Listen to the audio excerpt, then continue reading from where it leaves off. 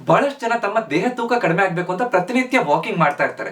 3/4 ಗಂಟೆ, 1 ಗಂಟೆ, 1.5 ಗಂಟೆ ಹೀಗೆ ವಾಕಿಂಗ್ ಮಾಡ್ತಾ ಇರ್ತಾರೆ. ಮನೆ ಹತ್ರ, ದೇವಸ್ಥಾನದ ಹತ್ರ, ಪಾರ್ಕ್ ಅಲ್ಲಿ, ಹೀಗೆ ಮನೆ ಒಳಗಡೆನೆ ಹಲವಾರು ಜನ ವಾಕಿಂಗ್ ಮಾಡ್ತಾ ಇರ್ತಾರೆ. ನೀವು ಮಾಡ್ತಾ ಇರ್ಬೋದು. ಆದ್ರೆ ಯಾಕೆ ದೇಹ ತೂಕ ಕಡಿಮೆ ಇನ್ನೂ ಆಗ್ತಾ ಇಲ್ವಲ್ಲ ಅಂತ ಹಲವಾರು ಜನರ ಮನಸ್ಸಲ್ಲಿ ಪ್ರಶ್ನೆ ಇರುತ್ತೆ.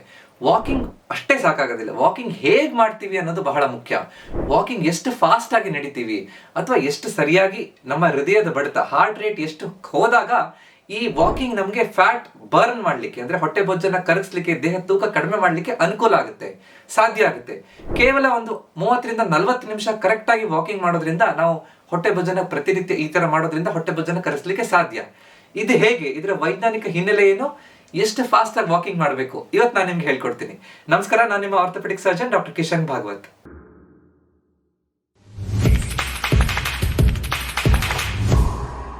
ಸುಲಭವಾಗಿ ಎಲ್ಲರಿಗೂ ಗೊತ್ತಾಗುವಂತಹ ಉದಾಹರಣೆಯಿಂದ ಇದನ್ನ ಅರ್ಥ ಮಾಡ್ಕೊಳ್ಳೋಣ. ಹಲವಾರು ತಪ್ಪುಗಳನ್ನ ವಾಕಿಂಗ್ ಮಾಡ್ಬೇಕಾದ್ರೆ ಎಲ್ಲರೂ ಮಾಡ್ತಾರೆ. ಕೆಲವೊಬ್ರು ತುಂಬಾ ಸ್ಲೋ ಆಗಿ ನಡೀತಾ ಇರ್ತಾರೆ. ಆರಾಮಾಗಿ ಊಟ ಆದ ತಕ್ಷಣ ಹೆಂಗಸರೆಲ್ಲ ಒಟ್ಟಿಗೆ ಮಾತಾಡ್ಕೊಂಡು ನಿಧಾನ ಮನೇಲಿ ಏನಾಯ್ತು, ಅಲ್ಲೇನಾಯ್ತು, ಇಲ್ಲೇನಾಯ್ತು ಅಂತ ನಡೀತಾ ಇರ್ತಾರೆ. ಅವಾಗ ಈ ಫ್ಯಾಟ್ ಬರ್ನಿಂಗ್ ಆಗೋದಿಲ್ಲ. ಅಥವಾ ಅಂದ್ರೆ ಒಂದು ಪೇಟೆಗೆ ಹೋದಾಗ ಆ ಕಡೆ ಈ ಕಡೆ ಅಂಗಡಿ ನೋಡ್ತಾ ಹೆಂಗ್ ನಡೀತೀವೋ ಅದು ತಪ್ಪು. ಕೆಲವರು ಆರಾಮಾಗಿ ಫೋನಲ್ಲಿ ಮಾತಾಡ್ಕೋತಾ, ನಾನು ಫೋನಲ್ಲಿ ಮಾತಾಡ್ಬೇಕಾದ್ರೆ ವಾಕಿಂಗ್ ಮಾಡ್ತೀನಿ ಡಾಕ್ಟ್ರೆ, ಅದರಿಂದ ನನ್ನ ಹೊಟ್ಟೆ ಬುಜ್ ಕರಗತ್ತಲ್ಲ ಅಂತ ಅನ್ಕೋತಿರ್ತಾರೆ. ಫೋನಲ್ಲಿ ಆರಾಮಾಗಿ ನಾನು ಮಾತಾಡ್ಕೋತಾ ಇದ್ದಾಗ ನಮ್ಗೆ ಆ ಇಂಟೆನ್ಸಿಟಿ ಸಾಕಾಗೋದಿಲ್ಲ. ಇನ್ ಕೆಲವರು ಬಸ್ ಎಲ್ಲಿ ತಪ್ಪೋಗ್ಬಿಡುತ್ತೋ ಅಂತ ಫಾಸ್ಟ್ ಆಗಿ ಓಡೋಷ್ಟು ಫಾಸ್ಟ್ ಆಗಿ ನಡೀತಾ ಇರ್ತಾರೆ, ಅಥವಾ ವಾಕ್ ಮಾಡ್ತಾ ಇರ್ತಾರೆ, ಅಥವಾ ರನ್ನಿಂಗ್ ಮಾಡ್ತಾ ಇರ್ತಾರೆ. ಇದರಿಂದ ಕೂಡ ನಮ್ಗೆ ಎಫೆಕ್ಟಿವ್ ಆಗಿ ಫ್ಯಾಟ್ ಬರ್ನ್ ಮಾಡ್ಲಿಕ್ಕೆ ಸಾಧ್ಯ ಆಗೋದಿಲ್ಲ. ಯಾಕೆ, ಇದ್ರ ಹಿಂದಿರುವಂತಹ ವಿಜ್ಞಾನ ಏನು ಅನ್ನೋ ಅರ್ಥ ಮಾಡ್ಕೊಳ್ಳೋಣ. ಉದಾಹರಣೆಗೆ, ನಮ್ಮ ಈ ದೇಹ ಅನ್ನೋದ್ರಲ್ಲಿ ನಮ್ಮ ದೇಹ ಶಕ್ತಿಯಾಗಿ ಮಾರ್ಪಾಡು ಮಾಡ್ಲಿಕ್ಕೆ 2 ಮುಖ್ಯವಾದಂತಹ ಇಂಧನ, ಫ್ಯೂಯಲ್ ಅನ್ನ ಯೂಸ್ ಮಾಡುತ್ತೆ. ಅಂದ್ರೆ 2 ಪೆಟ್ರೋಲ್ ಟ್ಯಾಂಕ್ ನಮ್ಮ ದೇಹದಲ್ಲಿ ಇದೆ ಅಂತ ಅನ್ಕೊಳ್ಳಿ. ಒಂದು, ಈಗ ನಮ್ಮ ಗಾಡಿ ಓಡಿಸ್ಬೇಕಾದ್ರೆ ಫ್ರಂಟ್ ಪೆಟ್ರೋಲ್ ಟ್ಯಾಂಕ್ ತಕ್ಷಣ ಸಿಗುವಂತದ್ದು, ಸುಲಭವಾಗಿ ಯೂಸ್ ಮಾಡುವಂತದ್ದು ಗ್ಲೂಕೋಸ್. ದೇಹದಲ್ಲಿ ಗ್ಲೂಕೋಸ್ ಅನ್ನ ಮೊದಲು ದೇಹ ಉಪಯೋಗಿಸ್ಕೊಂಡ್ಬಿಡುತ್ತೆ. ಶಕ್ತಿ ಬೇಕು ಅಂದ ತಕ್ಷಣ ಗ್ಲೂಕೋಸ್ ಸುಲಭವಾಗಿ ಸಿಗುತ್ತೆ ನಮ್ಗೆ ಗ್ಲೂಕೋಸ್. 2ನೇ ಫ್ಯೂಯಲ್ ಟ್ಯಾಂಕ್ ಅಥವಾ 2ನೇ ಈ ಪೆಟ್ರೋಲ್ ಟ್ಯಾಂಕ್ ಇರುವಂತದ್ದು ನಮ್ಮ ಮನೆಯಲ್ಲಿ ಒಂದು ಡ್ರಮ್ ಅಲ್ಲಿ ಇದೆ ಅಂತ ತಿಳ್ಕೊಳ್ಳಿ. ನಾವು ಗಾಡಿ ಓಡಿಸ್ಬೇಕಾದ್ರೆ ಫ್ಯೂಯಲ್ ಟ್ಯಾಂಕ್ ಅಲ್ಲಿ ಇರೋದೇ ಉಪಯೋಗಿಸ್ತಾ ಇರುತ್ತೆ. ಮನೆಗೆ ಹೋಗಿ ಆ ಡ್ರಮ್ ಅಲ್ಲಿ ಇರುವಂತಹ ಪೆಟ್ರೋಲ್ ನ ತೆಗೆದು ನಾವು ಬೈಕಿಗೆ ಹಾಕ್ಬೇಕು ಅಂದ್ರೆ ಸ್ವಲ್ಪ ಕೆಲಸ ಮಾಡ್ಬೇಕು, ಖರ್ಚು ಮಾಡ್ಬೇಕು, ನಾವು ಸ್ವಲ್ಪ ಕಷ್ಟ ಪಡಬೇಕು. ಅಂದ್ರೆ ಆ ಡ್ರಮ್ ಅಲ್ಲಿ ಇರುವಂತಹದ್ದು ಫ್ಯಾಟ್. ಮುಂದೆ ಇರುವಂತಹ ಫ್ರಂಟ್ ಅಲ್ಲಿ ಇರುವಂತಹ ಪೆಟ್ರೋಲ್ ಟ್ಯಾಂಕ್ ಗ್ಲೂಕೋಸ್, ಡ್ರಮ್ ಅಲ್ಲಿ ಇರುವಂತದ್ದು ಫ್ಯಾಟ್. ಈಗ ಹೇಗೆ ಅಂತ ಮುಂದೆ ಅರ್ಥ ಮಾಡ್ಕೊಳ್ಳೋಣ. ಈಗ ನಾವು ನಿಧಾನ ವಾಕಿಂಗ್ ಮಾಡ್ಬೇಕಾದ್ರೆ ಸುಲಭವಾಗಿ ನಮ್ಗೆ ಸಿಗುವಂತದ್ದು ಈ ಗ್ಲೂಕೋಸ್ ಖರ್ಚಾಗ್ತಾ ಹೋಗುತ್ತೆ. ಅವಾಗ ಫ್ಯಾಟ್ ಯೂಸೇ ಆಗೋದಿಲ್ಲ. ನಾವು ತುಂಬಾ ಫಾಸ್ಟ್ ಆಗಿ ಬೇಕು ಅಂತಂದ್ರು, ತುಂಬಾ ಫಾಸ್ಟ್ ಆಗಿ ನಾವು ಓಡಿದ್ರೆ ಅಥವಾ ತುಂಬಾ ಫಾಸ್ಟ್ ಆಗಿ ನಡೆದ್ರೆ, ತಕ್ಷಣ ನಡೆದ್ರು ಕೂಡ ನಮ್ಗೆ ದೇಹದಲ್ಲಿ ಒಂದು ಎಮರ್ಜೆನ್ಸಿ ಸಿಗ್ನಲ್ ಆನ್ ಆದಾಗ, ಅಂದ್ರೆ ಈಗ ಯಾರೋ ನಮ್ಗೆ ನಾಯಿ ಅಟ್ಟಿಸ್ಕೊಂಡು ಬರ್ತಾ ಇದೆ ಅಂತಂದ್ರೆ ನಾನು ಫಾಸ್ಟ್ ಆಗಿ ನಡೀತೀನಿ, ಅವಾಗ ನಮ್ಮ ದೇಹ ಆ ಫ್ಯಾಟ್ ಅನ್ನ ನಿಧಾನವಾಗಿ ಅದನ್ನ ಉಪಯೋಗಿಸ್ಕೊಳ್ಳಿಕ್ಕೆ, ಮನೆಗೆ ಹೋಗಿ ಪೆಟ್ರೋಲ್ ಟ್ಯಾಂಕ್ ಅನ್ನ ತೆಗೆದು ಹಾಕ್ಲಿಕ್ಕೆ ವೇಟ್ ಮಾಡೋದಿಲ್ಲ. ತಕ್ಷಣದಲ್ಲಿ ಬೇಕಾಗಿರುವಂತ ಗ್ಲೂಕೋಸ್ ಅನ್ನ ಯೂಸ್ ಮಾಡುತ್ತೆ. ಅಂದ್ರೆ ತುಂಬಾ ಸ್ಲೋ ಆಗಿ ನಡೆದ್ರು, ತುಂಬಾ ಫಾಸ್ಟ್ ಆಗಿ ನಡೆದ್ರು ಗ್ಲೂಕೋಸ್ ಖರ್ಚಾಗುತ್ತೆ, ಫ್ಯಾಟ್ ಅಲ್ಲ. ಇನ್ನೊಂದು ಉದಾಹರಣೆ ಹೇಳೋದಾದ್ರೆ, ಈ ಗ್ಲೂಕೋಸ್ ಅನ್ನುವಂಥದ್ದು ಒಂದು ಬಿಸ್ಕೆಟ್ ಇದ್ದಾಗೆ ಅಂತ. ನಮ್ಗೆ ತಕ್ಷಣ ಸುಲಭವಾಗಿ ಬೇಕು ತಿನ್ಲಿಕ್ಕೆ ಅಂತಂದ್ರೆ ನಾವು ಬಿಸ್ಕೆಟ್ ತಿಂದ್ಬಿಡ್ತೀವಿ. ಅದೇ ಈ ಫ್ಯಾಟ್ ಅನ್ನುವಂಥದ್ದು ನಮ್ಮ ಮನೇಲಿರುವಂತಹ ಅಕ್ಕಿ. ನಾವು ಅಕ್ಕಿಯನ್ನು ಅನ್ನ ಮಾಡ್ಬೇಕು ಅಂದ್ರೆ ಹೋಗ್ಬೇಕು, ಆ ಡಬ್ಬಿ ತೆಗಿಬೇಕು, ನಿಧಾನವಾಗಿ ಅಕ್ಕಿನ ತೊಳಿಬೇಕು, ಅದನ್ನ ನೆನೆಸ್ಬೇಕು, ನೀರ್ ಹಾಕಿ ಕುಕ್ಕರ್ಲಿಟ್ಟು ಆನ್ ಮಾಡ್ಬೇಕು, ಸ್ವಲ್ಪ ಹೊತ್ತು ಕಾಯ್ಬೇಕು, ಅವಾಗ ನಮ್ಗೆ ಅನ್ನ ಸಿಗುತ್ತೆ. ಸೊ ಸಡನ್ ಆಗಿ ನಮ್ಗೆ ಬೇಕು, ನಿಧಾನ ನಡಿಬೇಕಾದ್ರೂ ಈ ಬಿಸ್ಕೆಟ್ ಅನ್ನ ಸುಲಭದಲ್ಲಿ ದೇಹ ತಿನ್ಬಿಡುತ್ತೆ, ಗ್ಲೂಕೋಸ್ ಖರ್ಚು ಮಾಡುತ್ತೆ. ಫಾಸ್ಟ್ ಆಗಿ ನಮ್ಗೆ ಎಮರ್ಜೆನ್ಸಿ ಇದ್ದಾಗ್ಲೂ ಕೂಡ ಈ ಗ್ಲೂಕೋಸ್ ಅನ್ನ ಖರ್ಚು ಮಾಡುತ್ತೆ. ಯಾವಾಗ ಈ ಫ್ಯಾಟ್ ನಮ್ಮ ಮನೆಯಲ್ಲಿರುವಂತಹ ಸ್ಟೋರ್ ಆಗಿರುವಂತಹ ಇಂಧನ ಅಥವಾ ಫ್ಯೂಯಲ್ ಟ್ಯಾಂಕ್ ಇಂದ ಉಪಯೋಗ ಮಾಡಬೇಕು, ಅಥವಾ ಹೇಗೆ ಅಕ್ಕಿಯಿಂದ ಅನ್ನ ಮಾಡ್ಕೊಂಡು ನಾವು ತಿನ್ನೋಷ್ಟು ಖರ್ಚು ಮಾಡ್ದಂಗೆ, ಅದೇ ರೀತಿ ದೇಹದಲ್ಲೂ ಕೂಡ ಈ ಫ್ಯಾಟ್ ಅನ್ನ ಖರ್ಚು ಮಾಡ್ಬೇಕು ಅಂದ್ರೆ ಸ್ವಲ್ಪ ಖರ್ಚಾಗುತ್ತೆ. ಅಂದ್ರೆ ಸ್ವಲ್ಪ ಹೊತ್ತು ಸಮಯ ಬೇಕು, ದೇಹ ಕಷ್ಟ ಪಡಬೇಕು. ಆ ಲೆವೆಲ್ಗೆ ಬಂದಾಗ ನಮ್ಮ ಕರೆಕ್ಟ್ ಆ ಝೋನ್ ಅಲ್ಲಿ ನಮ್ಮ ಹೃದಯದ ಬಡಿತ ಹೆಚ್ಚಾಗುತ್ತೆ, ನನಗೆ ಸ್ವಲ್ಪ ಉಸಿರಾಟ ಸ್ವಲ್ಪ ಫಾಸ್ಟ್ ಆಗುತ್ತೆ. ಬಟ್ ತುಂಬಾ ಫಾಸ್ಟ್ ಅಲ್ಲ, ಸಸ್ಟೈನ್ಡ್ ಆಗಿ, ಅಂದ್ರೆ 35ರಿಂದ 40 ನಿಮಿಷ ಅದೇ ಇಂಟೆನ್ಸಿಟಿಯಲ್ಲಿ ನಮ್ಮ ಹಾರ್ಟ್ ರೇಟ್ ಅನ್ನ ಮೇಂಟೈನ್ ಮಾಡ್ಲಿಕ್ಕೆ ಸಾಧ್ಯ ಆಗುತ್ತೆ. ಅವಾಗ ಕರೆಕ್ಟ್ ಆಗಿ ಫ್ಯಾಟ್ ಆಕ್ಸಿಡೇಷನ್ ಝೋನ್, ಅಂದ್ರೆ ಫ್ಯಾಟ್ ಬರ್ನಿಂಗ್ ಝೋನ್ಗೆ ದೇಹ ಹೋಗುತ್ತೆ. ಆ ರೀತಿಯಲ್ಲಿ ನಾವು ವಾಕಿಂಗ್ ಮಾಡಿದಾಗ ಯಾವಾಗ ಆ ಹೃದಯದ ಬಡಿತ ಆ ಲೆವೆಲ್ಗೆ ಹೋಗುತ್ತೋ ಅವಾಗ ಕರೆಕ್ಟ್ ಆಗಿ ಈ ಫ್ಯಾಟ್ ಅನ್ನ ಉಪಯೋಗ ಮಾಡ್ಕೊಳ್ಳುತ್ತೆ. ಕುಕ್ಕರ್ ಅಲ್ಲಿ ಸಣ್ಣ ಅಥವಾ ಏನೋ ನಾವು ಅಡಿಗೆ ಮಾಡ್ತಾ ಇದೀವಿ ಅಂತಂದ್ರೆ ಸಣ್ಣ ಗ್ಯಾಸ್ ಸ್ಟವ್ ಆನ್ ಮಾಡಿ ನಿಧಾನವಾಗಿ ಸಣ್ಣ ಫ್ಲೇಮ್ ಅಲ್ಲಿ ನಾವು ಅಡಿಗೆ ಮಾಡಿದಾಗ ಕೆಲವೊಂದು ಉಪಯೋಗ ಆಗೋದಿಲ್ಲ. ತುಂಬಾ ಹೆಚ್ಚು ಫ್ಲೇಮ್ ಅಲ್ಲಿ ಕೆಲವೊಂದು ಬೇಗ ಸುಟ್ಟೋಗ್ಬಿಡುತ್ತೆ. ಮಧ್ಯದಲ್ಲಿ ಮೀಡಿಯಂ ಫ್ಲೇಮ್ ಅಲ್ಲಿ, ಮೀಡಿಯಂ ಬೆಂಕಿಯಲ್ಲಿ ನಾವು ಕೆಲವೊಂದು ಅಡಿಗೆ ಮಾಡಿದಾಗ ಸರಿಯಾಗಿ ರುಚಿ ಆಗುತ್ತೆ. ಇದು ಅದೇ ರೀತಿ ಅಂತ ನಾವು ಅರ್ಥ ಮಾಡ್ಕೋಬೇಕು. ತುಂಬಾ ಫಾಸ್ಟ್ ಅಲ್ಲ, ತುಂಬಾ ಸ್ಲೋ ಅಲ್ಲ, ಮೀಡಿಯಂ ಕರೆಕ್ಟ್ ಲೆವೆಲ್ ಅಲ್ಲಿ ನಮ್ಮ ಹಾರ್ಟ್ ರೇಟ್ ಹೋದಾಗ ನಮ್ಮ ದೇಹದಲ್ಲಿರುವಂತಹ ಬೊಜ್ಜು ಅನ್ನುವಂಥದ್ದು ಖರ್ಚಾಗ್ಲಿಕ್ಕೆ ದೇಹ ಅದನ್ನ ಖರ್ಚು ಮಾಡ್ತಾ ಹೋಗುತ್ತೆ. ಯಾವ ರೀತಿ ಹಾರ್ಟ್ ರೇಟ್ ಅದನ್ನ ಹೇಗೆ ನೋಡೋಣ. ಸೊ ನಾವು ಎಷ್ಟು ಫಾಸ್ಟ್ ಆಗಿ ನಡಿಬೇಕು ಡಾಕ್ಟ್ರೇ, ಏನಿದು ಹಾರ್ಟ್ ರೇಟ್ ರೂಲ್? ನಾನು ಕ್ಲಿಯರ್ ಆಗಿ ಹೇಳ್ತೀನಿ, ಅರ್ಥ ಮಾಡ್ಕೊಳ್ಳಿ. ನಮ್ಮ ದೇಹದಲ್ಲಿ ಹೃದಯ ಒಂದೇ ಸ್ಪೀಡಲ್ಲಿ ಯೂಶ್ವಲಿ ಬಡಿತಾ ಇರುತ್ತೆ. ಒಂದು 70ರಿಂದ 75 ಸಲ ಒಂದು ನಿಮಿಷಕ್ಕೆ ಬಡಿಯುತ್ತೆ. 70 to 75 ನಮ್ಮ ರೆಸ್ಟಿಂಗ್ ಹಾರ್ಟ್ ರೇಟ್ ಅಂತ ಹೇಳ್ತೀವಿ. ಆದರೆ ನಮ್ಮ ಮ್ಯಾಕ್ಸಿಮಮ್ ಹಾರ್ಟ್ ರೇಟ್ ಅಂತ ಇರುತ್ತೆ. ಅಂದ್ರೆ ಅದು ವಯಸ್ಸಿನಿಂದ ಚೇಂಜ್ ಆಗ್ತಾ ಇರುತ್ತೆ. ಅಂದ್ರೆ ವಯಸ್ಸಾಗ್ತಾ ಇದ್ದಾಗ ಮ್ಯಾಕ್ಸಿಮಮ್ ಹಾರ್ಟ್ ರೇಟ್ ಕಡಿಮೆ ಆಗುತ್ತೆ ಅಂತ. ಸೊ ಫಸ್ಟ್ ನಿಮ್ಮ ಮ್ಯಾಕ್ಸಿಮಮ್ ಹಾರ್ಟ್ ರೇಟ್ ಅನ್ನು ನೀವು ಕ್ಯಾಲ್ಕುಲೇಟ್ ಮಾಡಬೇಕು. 220 ಮೈನಸ್ ನಿಮ್ಮ ಏಜ್, ಅಂದ್ರೆ 220ರಲ್ಲಿ ನಿಮ್ಮ ವಯಸ್ಸನ್ನು ಕಳೆದ್ರೆ ನಿಮ್ಮ ಮ್ಯಾಕ್ಸಿಮಮ್ ಹಾರ್ಟ್ ರೇಟ್ ಸಿಗುತ್ತೆ. ಉದಾಹರಣೆಗೆ ಒಬ್ಬ 45 ವರ್ಷದ ವ್ಯಕ್ತಿ ಅಂತ ಇಟ್ಕೊಳ್ಳೋಣ. ಸೊ 220ರಲ್ಲಿ ಈ 45 ಕಳೆದ್ರೆ 175 ಆಗುತ್ತೆ. ಸೊ 45 ವರ್ಷದ ವ್ಯಕ್ತಿಗೆ ಮ್ಯಾಕ್ಸಿಮಮ್ ಹಾರ್ಟ್ ರೇಟ್, ಅಂದ್ರೆ ಮ್ಯಾಕ್ಸಿಮಮ್ ಹಾರ್ಟ್ ರೇಟ್ ರೀಚ್ ಆಗುವಂತದ್ದು 175. ಈ ನಮ್ಮ ಫ್ಯಾಟ್ ಬರ್ನಿಂಗ್ ಝೋನಿಗೆ ಹೋಗ್ಬೇಕು ನಾವು ವಾಕಿಂಗ್ ಮಾಡಿದಾಗ ಅಂತಂದ್ರೆ 60ರಿಂದ 70% ಈ ಮ್ಯಾಕ್ಸಿಮಮ್ ಹಾರ್ಟ್ ರೇಟಿನ 60ರಿಂದ 70% ಅಚೀವ್ ಆಗಬೇಕು. ಅಂದ್ರೆ 175ರ 60% ಅಂದ್ರೆ 105 ಅಂತ ಹೇಳ್ಬೋದು. ಅದೇ 70% ಅಂದ್ರೆ 122.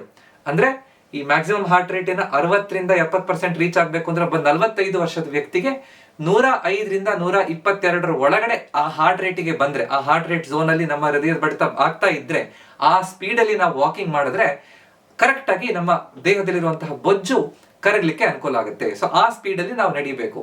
ಮ್ಯಾಕ್ಸಿಮಮ್ ಹಾರ್ಟ್ ರೇಟ್ ತಿಳ್ಕೊಂಡು ಅದರ 60ರಿಂದ 70%. ಬೇರೆ ಬೇರೆ ವಯಸ್ಸಿನವರಿಗೆ ಬೇರೆ ಬೇರೆ ತರ ಇರುತ್ತೆ. ನಿಮ್ಮಲ್ಲಿ ಹಲವಾರು ಜನ ಅಯ್ಯೋ ಇಷ್ಟೆಲ್ಲ ಕ್ಯಾಲ್ಕುಲೇಟ್ ಮಾಡಕ್ಕೆ ನಮ್ಗೆ ಆಗಲ್ಲ ಡಾಕ್ಟ್ರೆ, ಸುಲಭ ಹೇಳಿ ಅಂತ ಹೇಳಿದ್ರೆ ಒಂದು ಚಾರ್ಟ್ ಅನ್ನ ನಾನು ನಿಮ್ಗೆ ಕೊಡ್ತೀನಿ. ಅಂದ್ರೆ ನಿಮ್ಗೆ 30 ವರ್ಷ ಆಗಿದೆ ಅಂತಂದ್ರೆ ಈ ರೇಂಜ್ 60ರಿಂದ 70% ಮ್ಯಾಕ್ಸಿಮಮ್ ಹಾರ್ಟ್ ರೇಟಿನ ರೇಂಜ್ ಎಷ್ಟಿರುತ್ತೆ ಅಂದ್ರೆ 115ರಿಂದ 135. ಅದೇ 40 ವರ್ಷ ಆಗಿದೆ ಅಂತಂದ್ರೆ 110ರಿಂದ 130 ಅಂತ ಹೇಳ್ಬೋದು. 50 ವರ್ಷ ಅಂತಂದ್ರೆ 100ರಿಂದ 120. 60 ವರ್ಷ ಅಂತಂದ್ರೆ 95ರಿಂದ 110 ಅಂತ. ಈ ಚಾರ್ಟ್ ಅನ್ನ ನೀವು ನೋಡ್ಕೋಬಹುದು. ಸೊ ಇದಕ್ಕಿಂತ ಕಡಿಮೆ ಅಂದ್ರೆ ಈ ಕೆಳಗಡೆ ಇರುವಂತಹ ರೇಂಜ್ಗಿಂತ ಕಡಿಮೆ ನೀವು ಆ ಹಾರ್ಟ್ ರೇಟ್ ಅಲ್ಲಿ ನಡೀತಾ ಇದ್ರೆ ಗ್ಲೂಕೋಸ್ ಯೂಸ್ ಆಗುತ್ತೆ, ಫ್ಯಾಟ್ ಬರ್ನ್ ಆಗೋದಿಲ್ಲ. ಈ ಮ್ಯಾಕ್ಸಿಮಮ್ ರೇಂಜ್ಗಿಂತ ಹೆಚ್ಚು ನೀವು ಹಾರ್ಟ್ ರೇಟ್ ಇರೋಷ್ಟು ಫಾಸ್ಟ್ ಆಗಿ ನಡೆದ್ರೆ ಅವಾಗ್ಲೂ ಕೂಡ ಗ್ಲೂಕೋಸ್ ಯೂಸ್ ಆಗುತ್ತೆ, ಫ್ಯಾಟ್ ಬರ್ನ್ ಆಗೋದಿಲ್ಲ.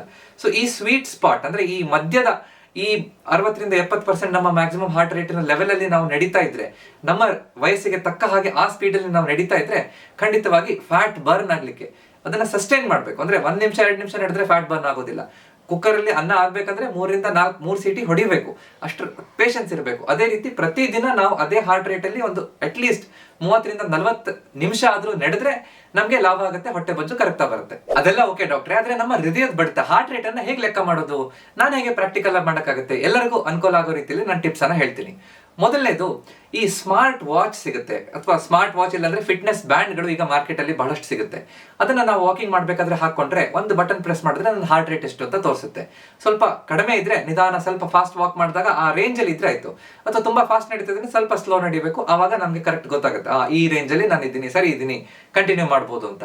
ಆದ್ರೆ ನನಗೆ ಸ್ಮಾರ್ಟ್ ವಾಚ್ ಎಲ್ಲ ಇಲ್ಲ ಡಾಕ್ಟ್ರೆ, ನನ್ ಫಿಟ್ನೆಸ್ ಬ್ಯಾಂಡ್ ಎಲ್ಲ ತಗೊಳಕ್ ಆಗಲ್ಲ, ಪೇಟೆಯಲ್ಲಿ ತಗೊಳಕ್ ಖರ್ಚಾಗುತ್ತೆ, ಈ ತರ ಇದ್ರೆ ನಾವು ನಾವೇ ಖುದ್ದಾಗಿ ಈ ನಾಡಿ ಮಿಡಿತವನ್ನ ನಾವು ಲೆಕ್ಕ ಮಾಡ್ಬೋದು. ನಾಡಿ ಮಿಡಿತ ಅನ್ನುವಂಥದ್ದು ನಮ್ಮ ಕೈಯಲ್ಲಿ ಈ ಕಡೆ ಎಡಗಡೆ ಕೈಯಲ್ಲಿ ನಾನು ಲೆಕ್ಕ ಮಾಡ್ಬೇಕು ಅಂದ್ರೆ ಬಲಗೈ 3 ಬೆರಳನ್ನ ಈ ಭಾಗದಲ್ಲಿ ಇಟ್ಟಾಗ ನನಗೆ ಆ ಪಟ್ ಪಟ್ ಅಂತ ನಾಡಿ ಮಿಡಿತ ನನಗೆ ಫೀಲ್ ಆಗುತ್ತೆ.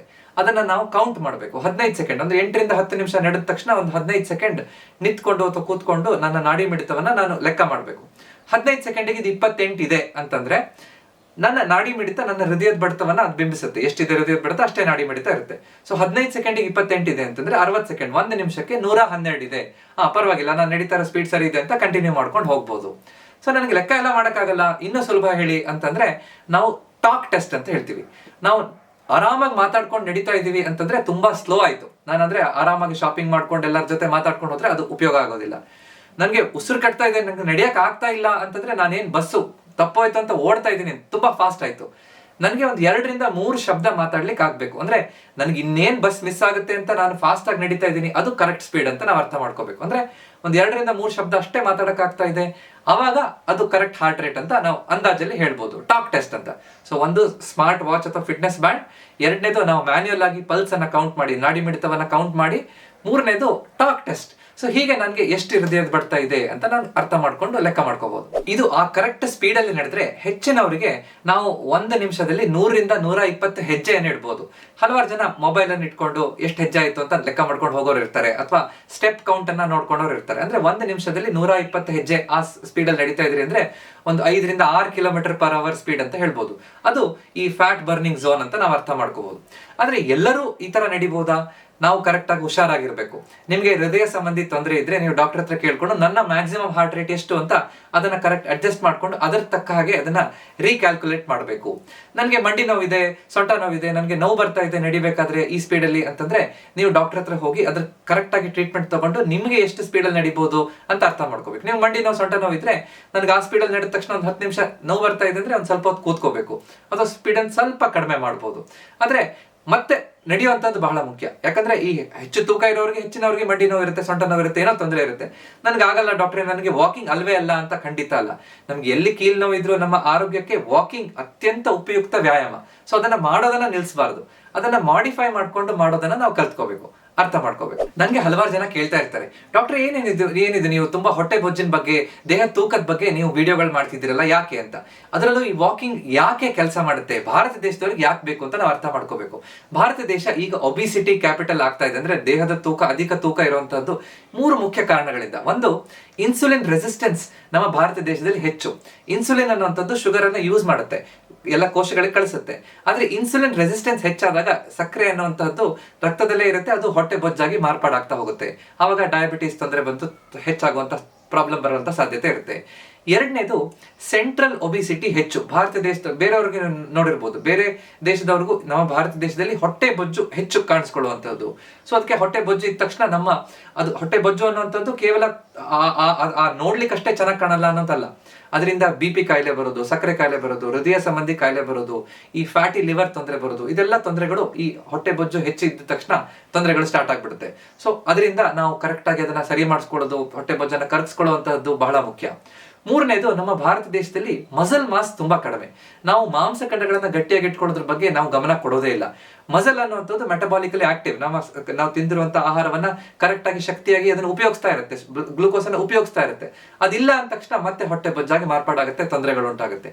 ಸೊ ಈ 3 ಮುಖ್ಯ ಕಾರಣದಿಂದ ಭಾರತ ದೇಶದವರಿಗೆ ಹೊಟ್ಟೆ ಬೊಜ್ಜನ್ನು ಕರಗಿಸುವಂಥದ್ದು ಅವಶ್ಯಕ. ಅದರಲ್ಲೂ ವಾಕಿಂಗ್ ಎಲ್ಲರೂ ಸುಲಭವಾಗಿ ಮಾಡ್ಲಿಕ್ಕೆ ಆಗುವಂಥದ್ದು. ಅದಕ್ಕೋಸ್ಕರ ನಾನು ಈ ವಿಡಿಯೋನ ಮಾಡಿರುವಂತದ್ದು. ಕರೆಕ್ಟ್ ಆಗಿ, ಸುಲಭವಾಗಿ, ಸೇಫ್ ಆಗಿ ಎಲ್ಲರೂ ವಾಕಿಂಗ್ ಮಾಡಲೇಬೇಕು. ನಿಧಾನವಾಗಿ ವಾರ್ಮ್ ಅಪ್ ಮಾಡಿ. ಅಂದ್ರೆ ಇಷ್ಟು ಹಾರ್ಟ್ ರೇಟ್ ಅಲ್ಲಿ ಒಂದೇ ಸಲ ನಡೆಯೋದು ಅಂತಲ್ಲ, ಒಂದ್ 2ರಿಂದ 3 ನಿಮಿಷ ನಿಧಾನವಾಗಿ ನಮ್ಮ ದೇಹವನ್ನ ಮೂವ್ಮೆಂಟ್ ಮಾಡಿ, ಎಲ್ಲ ಕೀಲ್ಗಳನ್ನ ಮೂವ್ಮೆಂಟ್ ಮಾಡ್ಕೊಂಡು ನಿಧಾನವಾಗಿ ನಾವು ಶುರು ಮಾಡಬೇಕು. ಆಮೇಲೆ ಒಂದು 20, 30, 35, 40 ನಿಮಿಷ ಈ ಫಾಸ್ಟ್ ಬ್ರಿಸ್ಕ್ ವಾಕಿಂಗ್ ಮಾಡಬೇಕು. ಆಮೇಲೆ ನಿಧಾನ ಮತ್ತೆ ಸ್ಲೋ ಮಾಡಿ ಕೂಲ್ ಡೌನ್ ಮಾಡಿ ಸ್ಟ್ರೆಚಿಂಗ್ ಅನ್ನ ಮಾಡಬೇಕು. ಹಾಗೆ ಮಾಡಿದಾಗ ನಮ್ಮ ಕೀಲ್ಗಳನ್ನ ನಾವು ಆರೋಗ್ಯವಾಗಿ ಇಟ್ಕೋಬಹುದು.